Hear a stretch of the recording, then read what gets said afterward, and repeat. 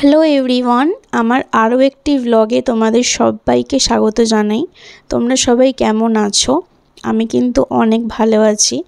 সকালবেলা ঘুম থেকে উঠে ফ্রেশ হয়ে চলে এলাম রান্নাঘরে। এখনও আমি স্নান করিনি, স্নান করব বেলার দিকে।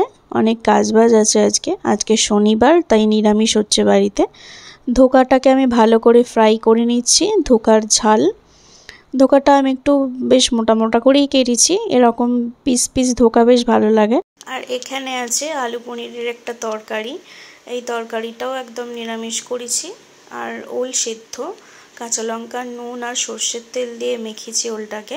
তো দেখো রান্না করছিলাম, বাবাই রান্নাঘরে এসে বলছে আজকে মাছ হচ্ছে, ধোকাটাকে ভেবেছে মাছ ভাজা। তো অতটাও বুঝতে পারিনি, হয়তো বুঝতে পেরেও ইয়ার্কি মেরেছে। আমি ওই জন্য গালটা টিপে ধরে বললাম আজকে নিরামিষ, তাই ধোকা হচ্ছে। তারপর রান্নাঘর থেকে বেরিয়ে দেখি বাপি বাজারে গিয়েছিল, এনেছে একটা ননস্টিকের কড়াই। এই কড়াইটা আমি অনেক দিন ধরেই বলছিলাম একটা এনে দেওয়ার জন্য, তো এনেছে, কিন্তু খুব সুন্দর। কাল থেকে এই কড়াইটাতে আমি রান্নাবান্না স্টার্ট করবো আর কি, ওই জন্য খুবই আনন্দ লাগছিল। তারপর চলে এলাম আবার রান্নাঘরে। তো দেখো ধোকার ঝালের গ্রেভিটা একদমই রেডি হয়ে গেছে। এবার ধোকাগুলো এক এক করে ছেড়ে দেবো। এই ধোকার রেসিপিটা আমি তোমাদের সাথে এর আগেও শেয়ার করেছি, তখনও বিয়ে হয়নি, বিয়ের আগে শেয়ার করেছি। তো দেখো এবারে টিফিনটা একটু করবো আমি বাবাই দুজন মিলে। বেলা 11টা মতো বাজে। পাউরুটিগুলোকে ভালো মতোভাবে সেঁকে নিলাম। এবারে বাটার আর চিনি মাখিয়ে আমি বাবাই দুজন মিলে খেয়ে নেব।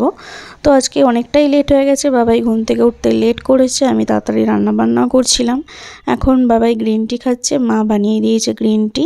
আর ওর তো ব্রেড বাটার হয়ে গেছে খাওয়া। আমি এবারে একটু বসে রেস্ট নেব। রান্নাবান্না মোটামুটি হয়ে গেছে, খালি ভাতটা আর বেগুনিটা হবে। বেগুনিটা একদম খাওয়ার আগে আগে ভাজবো। এই যে চলে এলাম রান্নাঘরে। বেগুনটাকে পাতলা পাতলা করে কেটে নিয়েছি।